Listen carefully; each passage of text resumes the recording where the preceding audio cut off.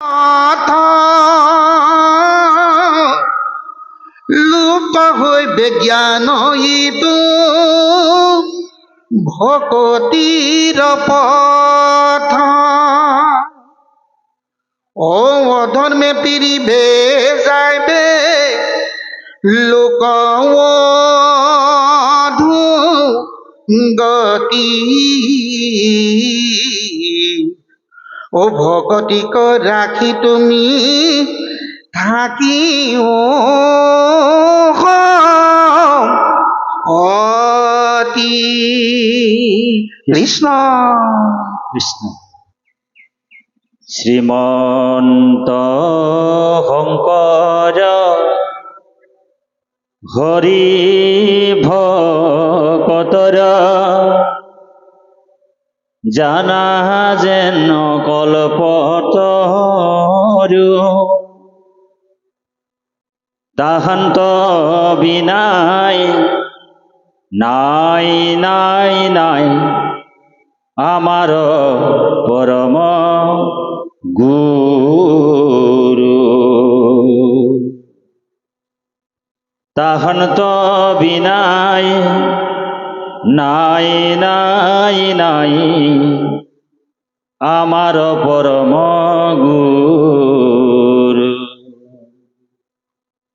ও নমো ভগবতে বাসুদেবায়।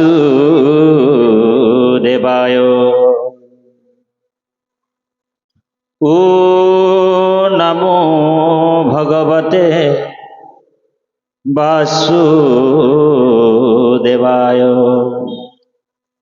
ও নমো ভগবতে বাসুদেবায়।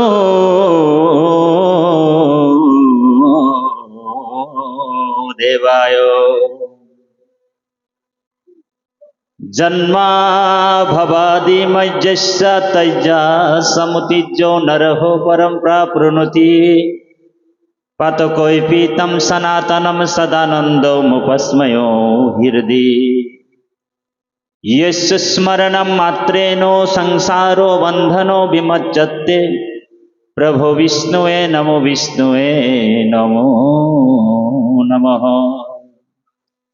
ईश्वरो परमं कृष्ण सच्चिदानंदो विग्रह अनादि आदि गोविंदम सर्वकारणं कारणम् कृष्ण प्रियोतमं सप्नो शंकरो परमं गुरु इति वन्दे सत्यं महत्तं पुनः पुनः। मूकं करोति वाचालं पङ्गुलङ्घयते गिरिं यत्कृपातमहं वन्दे परमानंद माधवम परमानंद माधवम। अनंत कोटि ब्रह्मांडर परम अध्यक्ष अखिल जीवात्मार परम आत्मास्वरूप भगवान कृष्ण अभय पद पंकज कमलत कोटि कोटि बार भक्तिपूर्ण सेवा जনোৱা হৈছে। जितु महामती गुरुजना हरि भक्ति पंथ उपदेश दिया दुखमय संसार पार करे तेनेहेन श्री गुरुर श्री चरणत लक्ष लक्ष हजार हजार कोटि बार भक्तिपूर्ण सेवा जনোৱা হৈছে। আজি श्रीमंत शंकरदेव संघ धुबुरी जिला शाखा আজি এই पवित्र कुर्साकुटी प्राथमिक शाखार एकांत संगी दीपक भकत प्रभुर गृहत कलिजुगर श्रेष्ठ धर्म ज्ञान यज्ञ कल्पतरु महाभागवत शास्त्र भाग एदिनिया कार्यसूचीरे এই पवित्र अनुष्ठानটি आयोजन करिছে। आमी परम श्रद्धार दीपक भकत बापक आमी श्रद्धा ज्ञापन करा होइছে और तेरार एकमात्र कन्या वेदवती आईगराकीर जन्म दिवस शुभ जन्म दिवस उपलक्षे এই महान आयोजन करिছে और हे आईगराकीर कारणे आपुनि मैं आज कृष्ण कथा शुनिबले सुविधा पाइছো নহয় জানো। আজি आईगराकीर शुभ जन्मदिनाखन আজি आमी এই महान पवित्र अनुष्ठानটিত दूर दूरणिर পৰা আহি একত্ৰিত হয় आमी प्रभु भगवंतर कथा श्रवण কৰিবলৈ सुविधा पाइছো। गतिके हे आईगराकीर सुस्वास्थ्य दीर्घायु कामना करा হৈছে। प्रभु भगवंतই आईगराकीक भक्ति विद्या प्रदान करी যুগে যুগান্তৰ যাতে ভগৱন্তৰ অভয় চৰণত যাতে তেৰা সমস্তক ঠাই দি কৃপা কৰি থাকিব। আমি সকলো ফালৰ পৰাই সকলো ভক্ত বৈষ্ণৱৰ ফালৰ পৰাই এভাগী আশীৰ্বাদ দিব লাগিব আইগৰাকীক। সকলোৱে হৰিধ্বনিত জনাব কৃষ্ণ হৰি হৰি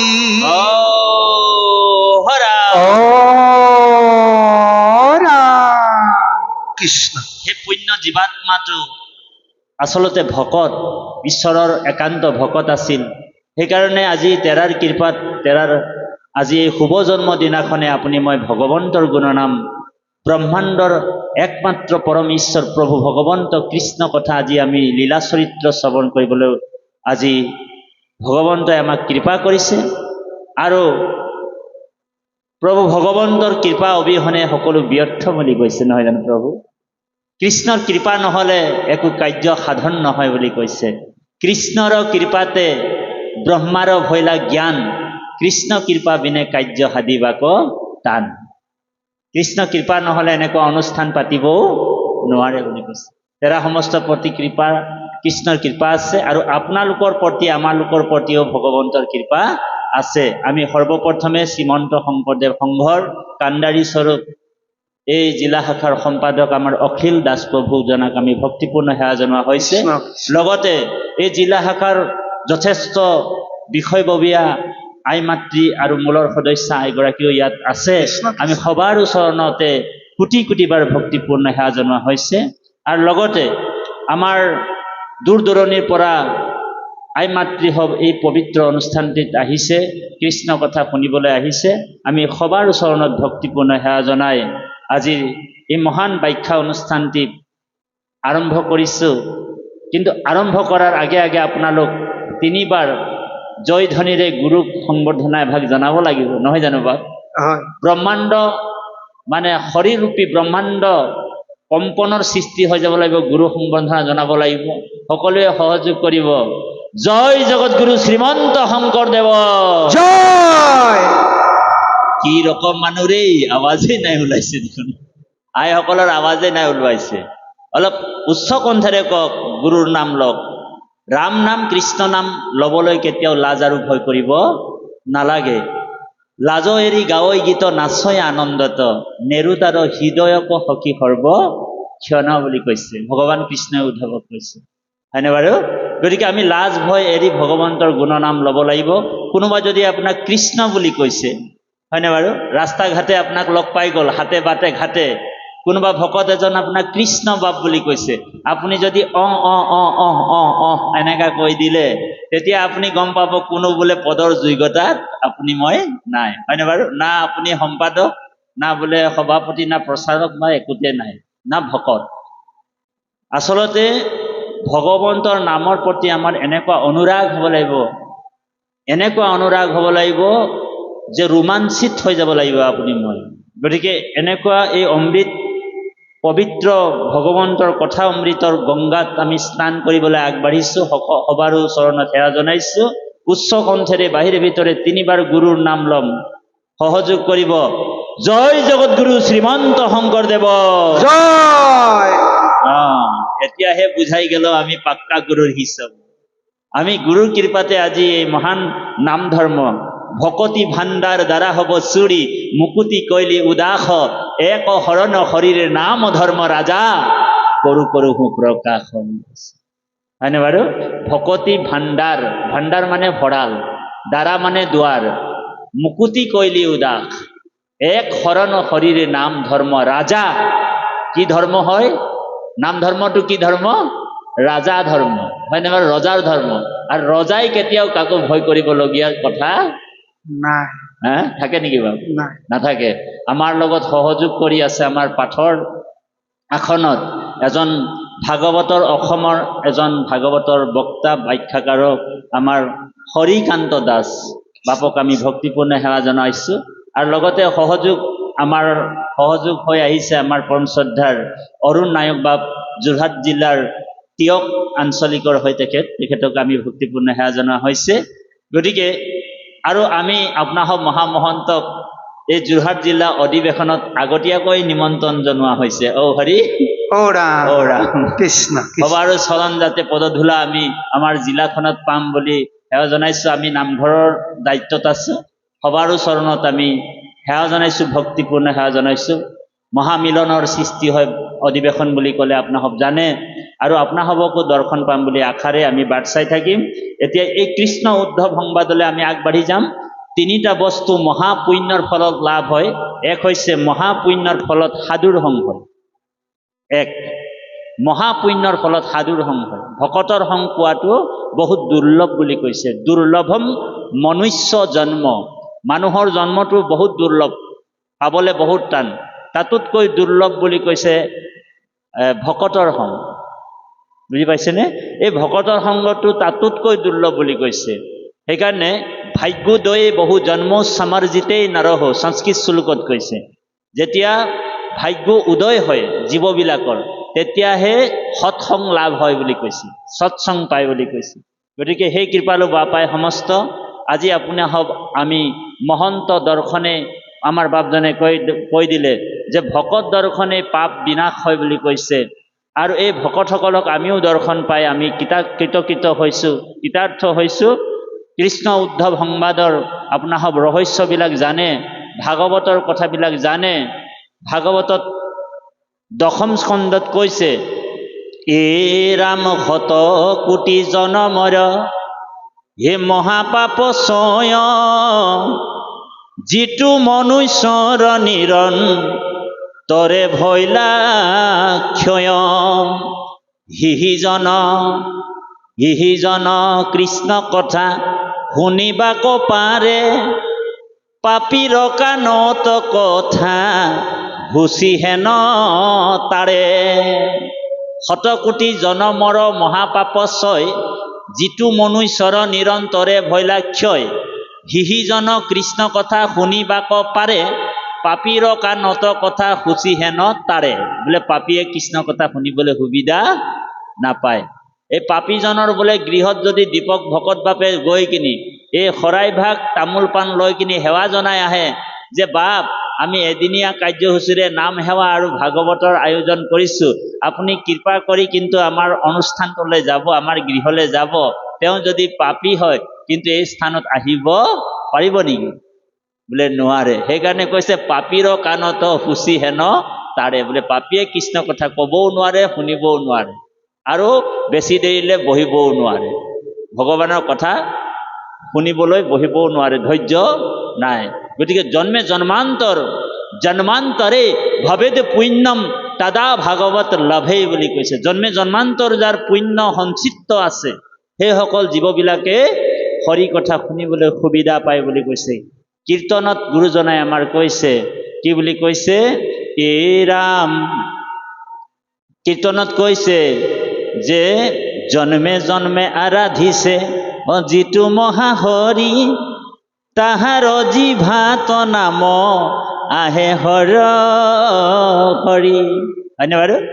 জন্মে জন্মে আৰাধিছে যিটো মহাহৰি, তাহাৰ জিভাত নাম আহে হৰ হৰি। তেওঁ ৰাম নাম কৃষ্ণ নাম অহৰ্নিশে ল'ব পাৰে, কিন্তু ৰাম নাম কৃষ্ণ নাম কোনে ল'ব নোৱাৰে? বোলে জন্মে জন্মে কৰি আছে পাপৰ পৰ্বত, আজোৰন্তে নাহে নাম তাহাৰ জিভাত। তেওঁ ৰাম ক'ব নোৱাৰে, কৃষ্ণ ক'ব নোৱাৰে। গতিকে এই জিভাখন হৈছে যশোদা। এই জিভাখন কি? যশোদা। আমি ৰাম নাম কৃষ্ণ নাম, যশোদাই যেনেকৈ কৃষ্ণক দোলনাত দোলাই থাকে এনেকৈ কৰি, হয়নে বাৰু?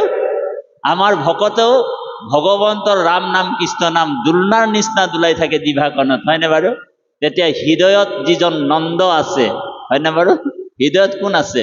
নন্দ মানে আনন্দ, হয়নে বাৰু? সেই আনন্দ ভগৱন্তক লাভ কৰিব পৰা যায়, যে হৃদয়তে পৰমাত্মা আছে, ভগৱান বাহিৰত নাই।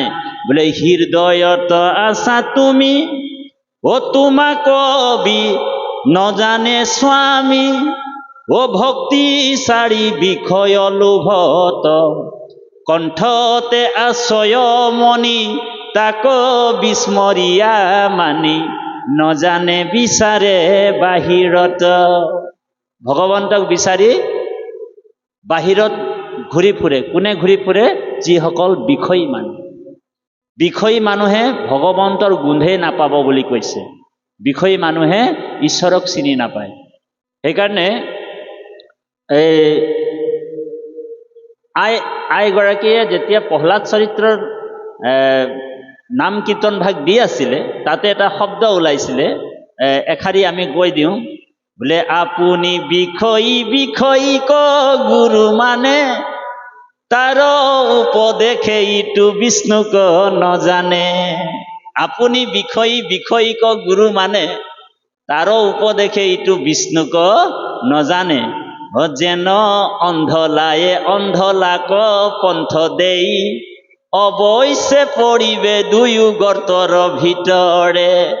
যেনেকৈ অন্ধলা এজন নিজেই অন্ধ মানুহ এজনে আকৌ অন্ধ মানুহ এজনক কৈছে, হৰি বোলে বলা বোলে মই তোমাক বাটটো দেখুৱাই দিম। তো দুইজন অন্ধই ক'ত পৰিব বুলি কৈছে? গাঁতৰ ভিতৰত, হয়নে বাৰু?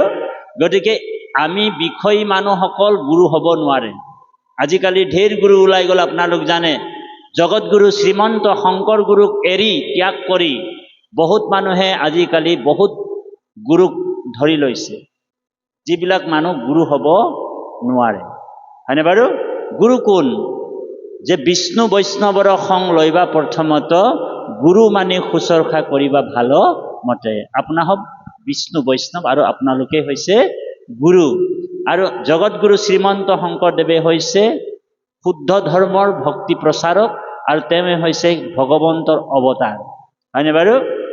শ্ৰীমন্ত মিশ্বৰ দেৱ পূৰ্বদশে বিৰজতে, ধৰ্ম সনাতনম য়স্য প্ৰকাশ্য ক্ষিতিমণ্ডলে, অকৃতি কৰ্ম নাশয় সৎসংগ চো লভয় তো নৰহ কৌলমলঞ্চ নাশনম। হয়নে বাৰু? এই কলিৰ মহাপাপৰ পৰা জীৱবিলাকক তাৰণ কৰিছে কোনে? জগতৰ গুৰু কৃষ্ণই অৱতাৰ হয় শংকৰ স্বৰূপে আহি, হয়নে বাৰু? আৰু এই শংকৰক যোনে গুৰু মানিছে, তেওঁ এই ভৱ সংসাৰৰ পৰা পাৰ হ'ব পাৰিব বুলি কৈছে। আৰু তাৰ বাহিৰে, শংকৰৰ বাহিৰে যিসকলে অন্য গুৰু মানিছে, সেইসকলক মূঢ়মতি বুলি কৈছে। শংকৰেহে শুদ্ধমতি, শাস্ত্ৰৰ তত্ত্বক ভেদি, প্ৰচাৰিলা কৃষ্ণৰ ভগতি, তাংক এৰি কি কাৰণে কুলয় গুৰু, কিনো লোক মহামূঢ় মতি। গতিকে সেই গুৰুৰ চৰণত আমি সবাৰ গুৰুৰ চৰণত প্ৰণিপাত জনাই আজি কৃষ্ণ উদ্ধৱ সংবাদৰ মুখ্য কথালৈ আমি আগবাঢ়িছোঁ। তিনিটা বস্তু মহাপুণ্যৰ ফলত লাভ হয়। এক হৈছে সাধুৰ সং, 1 নম্বৰ। 2 নম্বৰ হৈছে মহাপুণ্যৰ ফলত সুপুত্ৰ, বৈষ্ণৱ পুত্ৰ লাভ হয় বুলি কৈছে। পুত্ৰ শব্দৰ অৰ্থ উভয় লিংগ, পৌত্ৰ, ছোৱালীজনীকো কোৱা হৈছে, ল'ৰাটোকো কোৱা হৈছে, আচলতে পৌত্ৰ, বুজি পাইছেনে?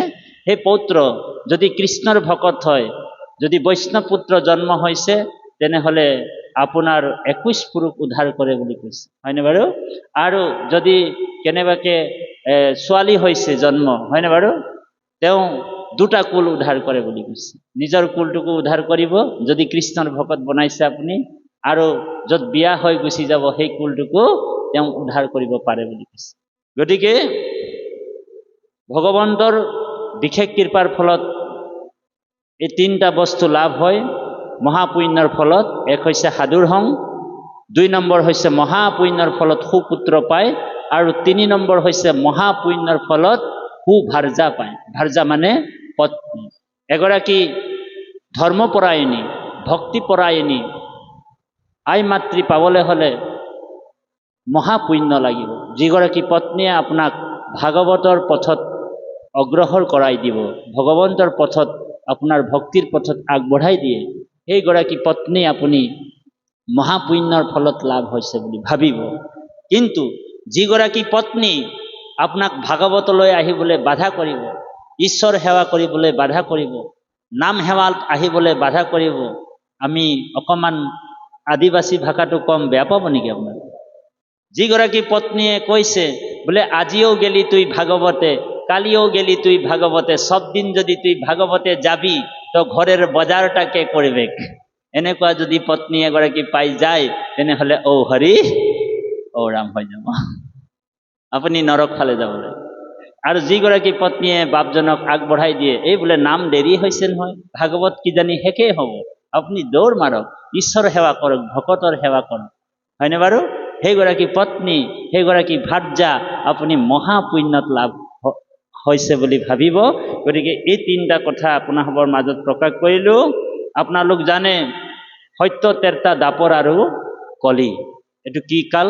কলিকাল বুলি কোৱা হৈছে। আজিৰ পৰা 5200 বছৰৰ আগত পৃথিৱী ভাগৱত প্ৰথমবাৰৰ কাৰণে বেদব্যাসৰ একমাত্ৰ পুত্ৰ শুকগুৰুৱে ভাগৱত পৃথিৱী আনিছে। অভিশপ্ত ৰজা পৰীক্ষিত 7 দিনৰ পিছত তক্ষক নামৰ এটা সৰ্প দংশনত 7 দিনৰ ভিতৰত তেওঁৰ মৃত্যু আছে, হয়নে বাৰু? সেই বুলি অভিশাপ দিছিলে। আৰু যেতিয়া ৰজা পৰীক্ষিতে গংগা নদীৰ কুহাৰু নামৰ ঠাইত 60,000 ততোধিক ঋষিমুনি, 60,000 ততোধিক ডক্তৰক মাতি আনিছে যে মৃত্যুৰ পৰা পৰিত্ৰাণ পাবৰ কাৰণে, মৃত্যুৰ ভয়ৰ পৰা পৰিত্ৰাণ পাবৰ কাৰণে কিবা চিকিৎসা আছে নেকি, ঔষধ আছে নেকি?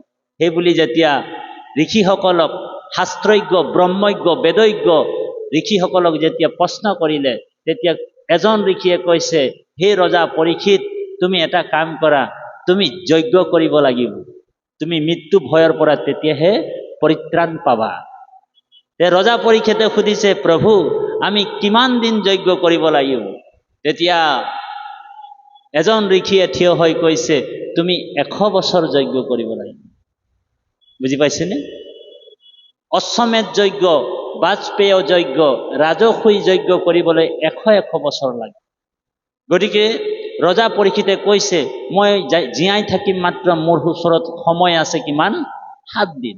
আৰু যজ্ঞ কৰিবলৈ কৈছে কিমান দিন? 100 বছৰ। বোলে সেই দৰৱটো বোলে কেঞ্চেল কৰি দিয়া হৈছে, এক্সপায়াৰ টেবলেট নাকচ কৰি দিয়া হৈছে। ঔ হৰি ঔ ৰাম। তাৰপিছত এজন ঋষিয়ে কৈছে যে হে ৰজা পৰীক্ষিত, তুমি এটা কাম কৰা, তুমি দান কৰিব লাগিব। বোলে কিমান দিন দান কৰিম প্ৰভু? বোলে 9 মাহ দান কৰিব লাগিব, তেতিয়াহে বোলে তুমি মৃত্যু ভয়ৰ পৰা পৰিত্ৰাণ পাবা। ৰজা পৰীক্ষিতে কৈছে, মোৰ ওচৰত সময় মাত্ৰ 7 দিন আছে। গতিকে 9 মাহ দান কৰিবলৈ কৈছে আপুনি, সেই দৰৱটো কেঞ্চেল কৰিছে, নাকচ কৰিছে, ৰিজেক্ট কৰিছে, হয়নে বাৰু? তাৰপিছত এজন ঋষিয়ে কৈছে, বোলে তুমি বোলে ব্ৰত কৰিব লাগিব 1 মাহ 25 দিন 11 দিন। একাদশী ব্ৰত কিমান দিন লাগে? 11 দিন, হয়নে বাৰু? তাৰপিছত ৰজা পৰীক্ষিতে কৈছে, মোৰ ওচৰত মাত্ৰ সময় কিমান আছে? 7 দিন। তেতিয়া সেই অকস্মাতে উপস্থিত হৈছিলে শুকগুৰু, বেদব্যাসৰ পুত্ৰ, অকস্মাতে বিনা নিমন্ত্ৰণতে উপস্থিত হৈছিল। ৰজা পৰীক্ষিতৰ ওচৰত শুকগুৰু বিনা নিমন্ত্ৰণত উপস্থিত হৈছিল।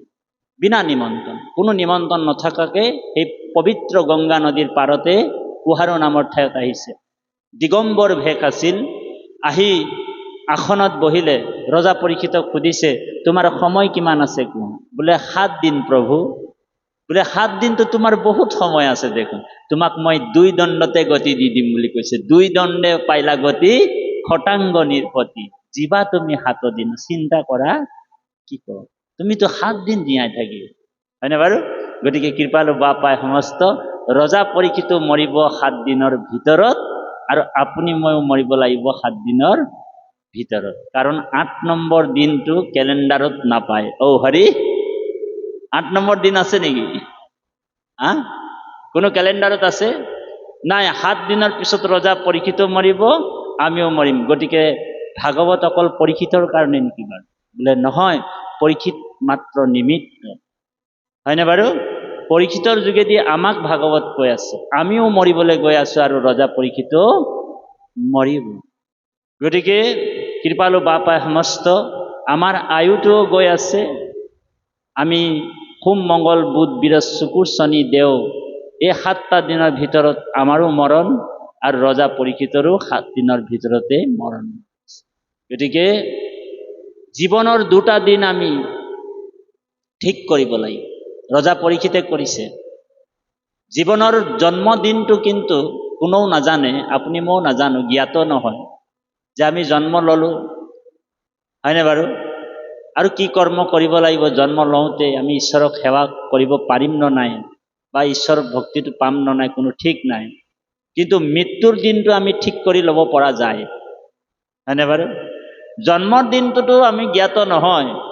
ৰজা পৰীক্ষিত পৰম ভাগ্যৱান ব্যক্তি আছিলে, পৰম বৈষ্ণৱ আছিল, কাৰণ তেওঁৰ জন্ম নোহোৱাৰ আগতে ভগৱানক দৰ্শন পাইছে, হয়নে?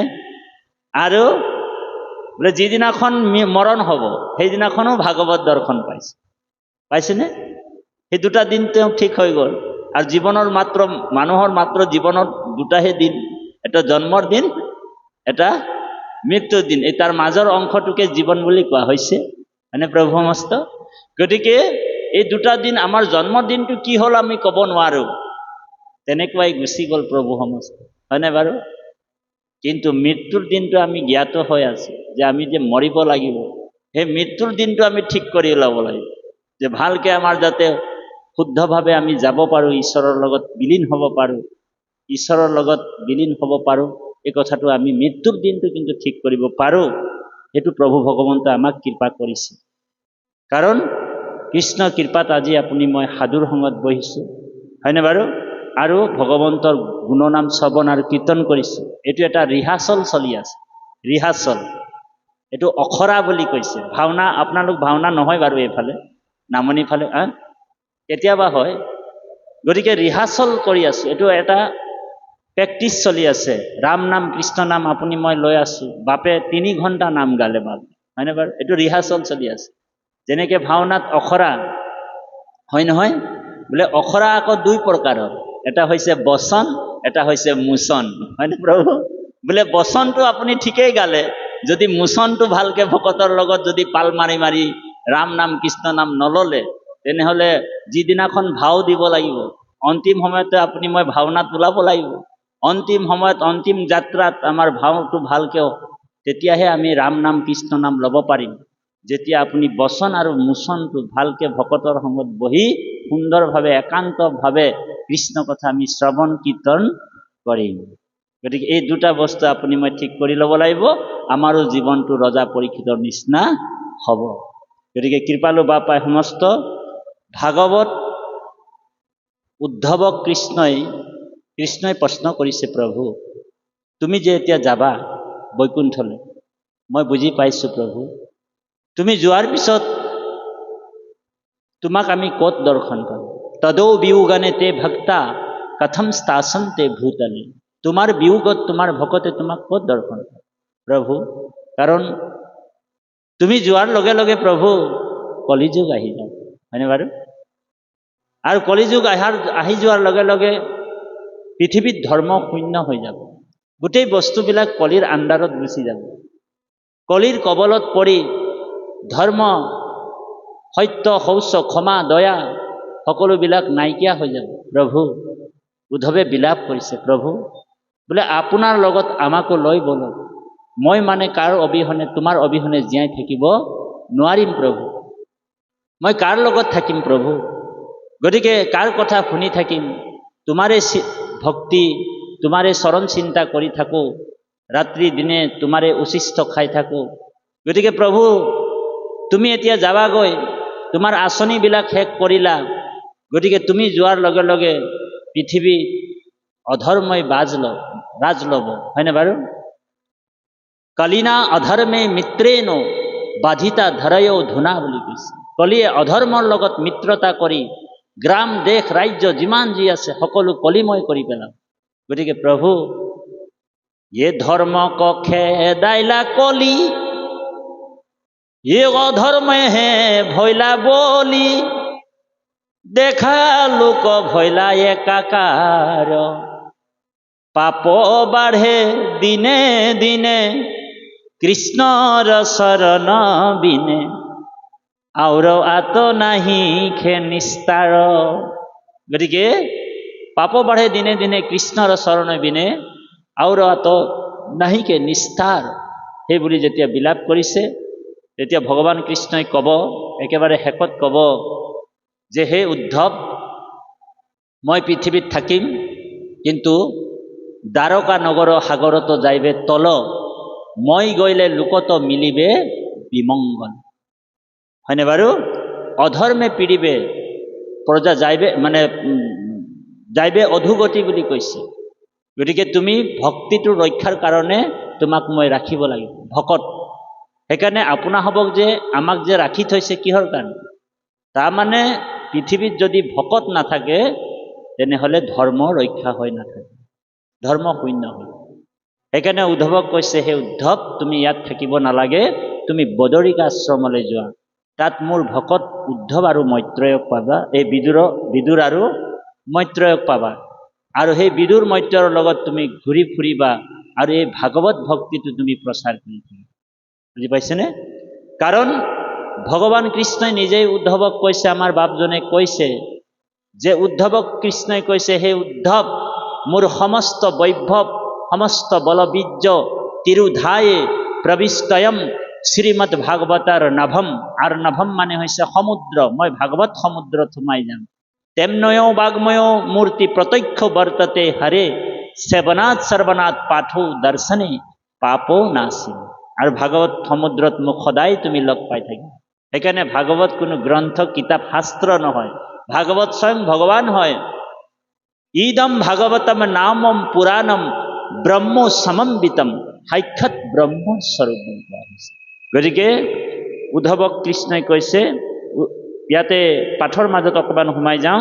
নিগদতি শুক শুনিউক নিৰপবৰ ভকতৰ সন্তাপ দেখিয়া পীতাম্বৰ ভৈলন্ত আকুল কৃষ্ণ জগত জনক কমল নয়ন ভৰি বহয়ল। ভগৱন্তৰ নয়নটো কমলৰ পন্থীৰ দৰে, কমল নয়ন বুলি কোৱা হৈছে ভগৱান। আৰু পদুম ফুলৰ পাহিৰ দৰে ভগৱন্তৰ কমল নয়ন বুলি কৈছে। আৰু ভগৱন্তৰ নামেই হৈছে কমল নয়ন। এই নামটো লক্ষ্মীৰ একেবাৰে প্ৰিয় নাম। লক্ষ্মীৰ একেবাৰে প্ৰিয় নামটো কি? কমল নয়ন। ভগৱন্তক লক্ষ্মীয়ে মাতে, হে নাথ হে কমল নয়ন বুলি মাতে। একেবাৰে প্ৰিয় নাম, লক্ষ্মীয়ে মাতে। আৰু ভগৱন্তক উদ্ধৱে মাতে, বেছিকে মাধৱ বুলি মাতে, উদ্ধৱে মাতে। গতিকে সেই উদ্ধৱ মহন্তক ভগৱন্ত আশ্বাস কৰিছে আৰু কৈছে, পীত বস্ত্ৰে মুচি মুখ তেজিয়া নিশ্বাস তেজি চিন্তা চিত্ত থিৰ কৰা মহা হয় তজু দুখ দেখি মোৰ নখহে হৃদয় স্বৰূপে জানিলা তুমি আমাৰো আখয়। তুমি মোক বুজি পালা যে মই পৰম ব্ৰহ্ম পৰম আত্মা, হয়নে বাৰু? তুমি মোক জানিলা মই যে ঈশ্বৰ, তুমি এই কথাটো জানিলা, তুমি বুজি পালা। অহম ব্ৰহ্মাস্মি, হয়নে বাৰু? মই ব্ৰহ্ম, হয়নে বাৰু? এই ব্ৰহ্মৰ বিষয়ে আপুনি ময়ো জানিলোঁ। সেইকাৰণে প্ৰভু সমস্ত ভক্তিত আপোনালোক এটা কথা ধ্যান ৰাখিব, নলাগে ভক্তিত দেৱ দ্বিজ ঋষি শুইবে, বুজিছেনে? নলাগে ভক্তিত দেৱ দ্বিজ ঋষি শুইবে, নলাগে সমৃদ্ধ বিস্তৰ শাস্ত্ৰ জানিব। তপ জপ যজ্ঞ সবে বিড়ম্বন কেৱলে ভক্তিত তুষ্ট সুন্ত নাৰায়ণ। তাৰমানে কৃষ্ণক জনাৰ পিছত আৰু জানিবলৈ বাকী নাথাকে বুলি কৈছে। গীতাতো কৈছে এই কথাটো, হে অৰ্জুন, যে তুমি মোক জানিলা আৰু মোক জনাৰ পিছত আৰু জানিবলৈ একো বাকীয়ে নাই বুলি কৈছে, হয়নে বাৰু? কাৰণ অহম পৰম তত্ত্ব বুলি কৈছে, মই পৰম তত্ত্ব। আৰু সেই পৰম তত্ত্বৰ বিষয়ে আপোনাসবো জানিলে, এতিয়া আপোনালোকো জানিলে, কৃষ্ণক জানিলে। গতিকে এই যে আজি যে ভাগৱতৰ কথাবিলাক আপোনালোক শ্ৰৱণ কৰিছে, কীৰ্তন কৰিছে, ভকত ভোমোৰাই মানে ভাগৱতৰ শ্ৰৱণ কীৰ্তন ৰস কীৰ্তন কৰে, শ্ৰৱণ কৰে, নৱ নৱ ৰসৰ সৃষ্টি হয় ভাগৱতৰ পৰা। আৰু সেই নৱ নৱ ৰসবিলাক ভকত ভোমোৰাই পান কৰে। ঔ হৰি ৰাম। আচলতে আপোনালোক আৰু বেলেগকে তাতি বাপে আহি আপোনালোকক ভাগৱতৰ জ্ঞান দিবলৈ অহা নাই বাপ সমস্ত। আমি কি আপোনাসবক জ্ঞান দিম? আপোনাসবেই ভাগৱত, হয়নে প্ৰভু? ভাগৱতে জ্ঞান নিদিয়ে প্ৰভু।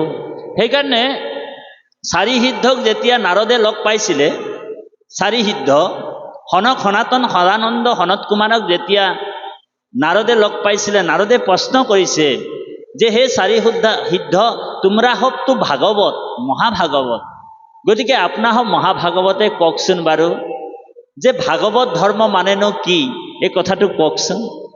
তেতিয়া নাৰদক চাৰি সিদ্ধই কৈছে, গোবিন্দৰ প্ৰিয় নাৰদ শুনা ভাগৱত ধৰ্ম আপুনিও জানা বুলি, আপুনিও তো ভাগৱতৰ ধৰ্ম কথাটো জানে, হয়নে বাৰু? হৌক মুখ্য বুলি, জগতৰ কল্যাণ হওক, জগতৰ হিত হওক, এই বুলি তুমি বোলে প্ৰশ্ন কৰিছা। কিন্তু সেই প্ৰভু সমস্ত আপোনাহ মহামহন্তও ভাগৱতৰ কথাবিলাক জানে, জানিলেও কিন্তু কৃষ্ণ কথা পান কৰিবৰ কাৰণে মুমুক্ষজনক বাৰে বাৰে ইচ্ছা কৰি থাকে। মুমুক্ষজন যি মুক্তিৰ পথত আছে, যি জীৱন্তে মুক্ত হৈ আছে, সেই সকলো অবলা আত্মা, বিবলা আত্মা ভক্তসকল কৃষ্ণ কথা শুনিবৰ কাৰণে উৎসুক হৈ থাকে। ঔ হৰি ৰাম। আৰু আপোনাক হ'ব উৎসুক হৈ আছে, হয়নে বাৰু? সেইকাৰণে দৌৰি দৌৰি খেদি গুৰি যথা তথা আহি যায় কৃষ্ণ কথা শুনিবৰ কাৰণে। নহ'লে মানে মানুহে ভাবিব যে ইমান ঠাণ্ডাত ইমান দূৰৰ পৰা আৰু কি আৰু যাম আৰু, হয়নে বাৰু? ভগৱন্তৰ কথা শুনিবৰ কাৰণে ভকত ভোমোৰাই দূৰ দূৰণিৰ পৰা খেদি গুৰি আহি যায়। কাৰণ এই শব্দ ব্ৰহ্ম যেতিয়া হৃদয়ত সোমাই যায়, প্ৰেম ৰস ভাগৱতৰ কথা যেতিয়া শুনে, অন্য ৰসত তেওঁৰ ৰতি নাথাকে বুলি কৈছে। ঔ হৰি অ ৰাম। অন্য ৰসত আৰু তেওঁৰ ৰতি নাই, মতি নাই, হয়নে বাৰু? বাসুদেৱ ভক্তি যাৰ বোলে হৃদয়ত সোমাই গ'ল, আৰু তেওঁ আৰু বেলেগ ভক্তিৰ আৰু প্ৰয়োজন নাই বুলি কৈছে। সেইকাৰণে উদ্ধৱক ভগৱন্তই কৈছে, উদ্ধৱ তুমি জানিলা, বুজিলা যে মই এতিয়া যাবলৈ হৈছে, সাধিলো উদ্ধৱ দেৱতাৰ যত কাজ, নাথাকিব ইঠায়ত তোমাতো কিবা বাজ। দ্বাৰকা নগৰ সাগৰত যাইব তল, মই গ'লে লোকত মিলিবে বিমংগল। মই যোৱাৰ লগে লগে লোকৰ মাজত কি আহিব? বিমংগল আহিব। আৰু এই বিমংগলটো সহ্য কৰিব পাৰিব মানুহে। এতিয়া মানুহে বিমংগলটো সহ্য কৰিব পাৰে, কিন্তু উদ্ধৱক কৈছে, হে উদ্ধৱ, শুইবে অধৰ মতৰতি যতে, পিৰিবে দুৰ্জন কলি গুচিবে আচাৰ, শুইবে অধৰ মত ৰতি যতেক প্ৰজাৰ, তুমি আমি দুয়ো গ'লে মিলিবে অনৰ্থ, লুপ্ত শুইবে জ্ঞান এইটো ভকতিৰ পন্থ। কিন্তু হে উদ্ধৱ, মই গ'লে, ভগৱান কৃষ্ণই নিজেই কৈছে, মই গ'লে লোকৰ মাজত বিমংগল হ'ব, আৰু সেই বিমংগলটো ভকতে সহ্য কৰিব, মানুহে সহ্য কৰিব পাৰিব। কিন্তু হে উদ্ধৱ, তোমাক যদি মই লৈ গুচি যাওঁ, তেনেহ'লে অনৰ্থ হৈ যাব, আৰু অনৰ্থটো কিন্তু সহ্য কৰিব পাৰিব নেকি? ভকতক যদি লৈ যায় তেনেহ'লে অনৰ্থ হ'ব, আৰু অনৰ্থ যেতিয়া হৈ যাব, পৃথিৱী ধৰ্ম শূন্য হৈ যাব, তেতিয়া মই ভক্তিটো ৰক্ষা কৰিব নোৱাৰিম, ধৰ্মটো ৰক্ষা কৰিব নোৱাৰিম। সেইকাৰণে ভকতক ৰাখিছোঁ, বুজি পাইছেনে? কৃষ্ণ। গতিকে কৃপালু বাপাই সমস্ত। তাৰপিছতে কৈছে, মুহুৰ বচনে আবে নচাৰিবা ভূমি। কৃষ্ণ পাঠৰ মাজত অকণমান সোমাই যাবলৈ বাপ সেৱা জনোৱা হৈছে। কৃষ্ণ। হে ৰাম হৰি হৰি,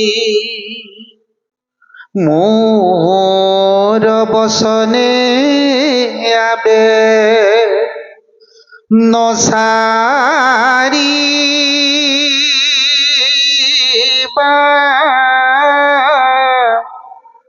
ভূমি,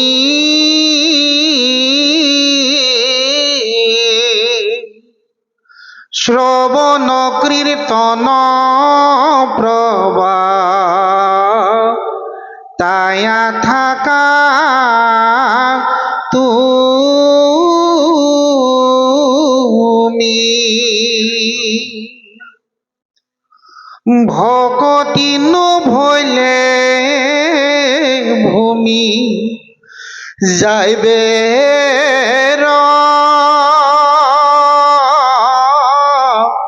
হাতলে,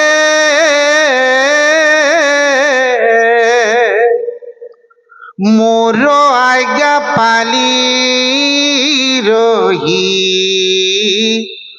ও কমহা বলা,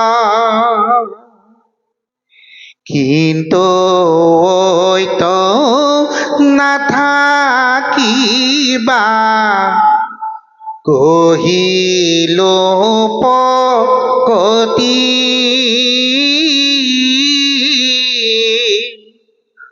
মুত তো দিয়া ফুরা পৃথিবী প্রযন্ত্রী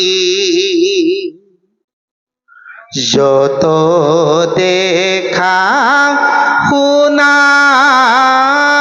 মায়া ময় রোনব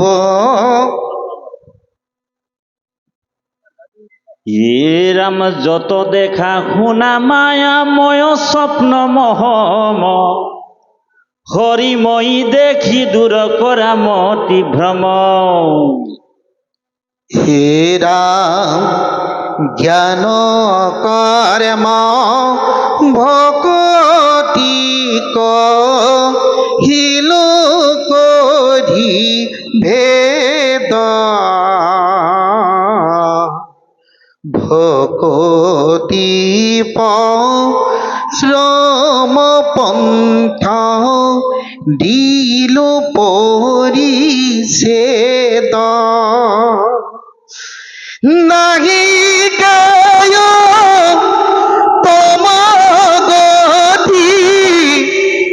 ভকতি তো পরে কৃষ্ণ নিস্তে কহু ভকতি খে মকু বৈশ করে ভকতি তো পরে আন ন জানিবা সখী হেন শুনি উধবে মো শিলা মুখ আখি হরি হে কৃষ্ণ রস রণ সাই তেজি আমি সাখ গদ গদ বাকে বুলি লন্ত লাখে লাখ হে প্রাণ বন্ধু মুখ বুলিও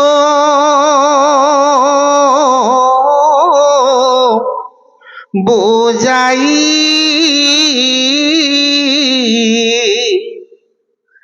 ঋষি সমস্ত কিয়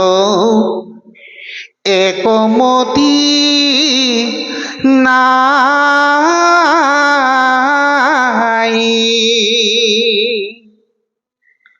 কেহ বুলয় কর্মে কেহ বুলয় জ্ঞানে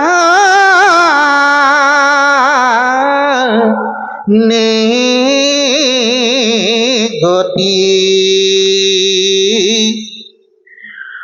ও তোমার সন্মত পথ কেবল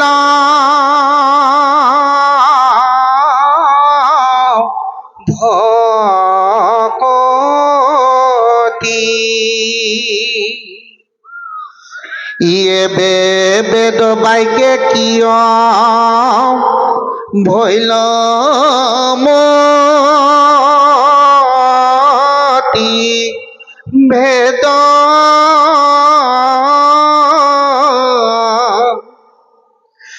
ও কৃঙ্করকে হব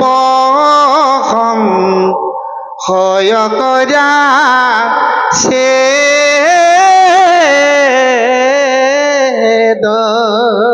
কৃষ্ণ কৃপালু বাপা সমস্ত ভগৱন্ত পুৰুষে উদ্ধৱ মহন্তক কৈছে যে হে উদ্ধৱ মুহুৰ বচনে আবে নচাৰিবা ভূমি শ্ৰৱণ কীৰ্তন প্ৰৱতায়া থাকা তুমি ভকতি নভৈলে ভূমি যাইবে ৰখা তল মূৰ আজ্ঞা পালি ৰহি উপ মহামতি। হে উদ্ধৱ, মোৰ আজ্ঞা তুমি পালন কৰা আৰু এই পৃথিৱীত তুমি শ্ৰৱণ আৰু কীৰ্তন ধৰ্ম পালন কৰা। শ্ৰৱণ কীৰ্তন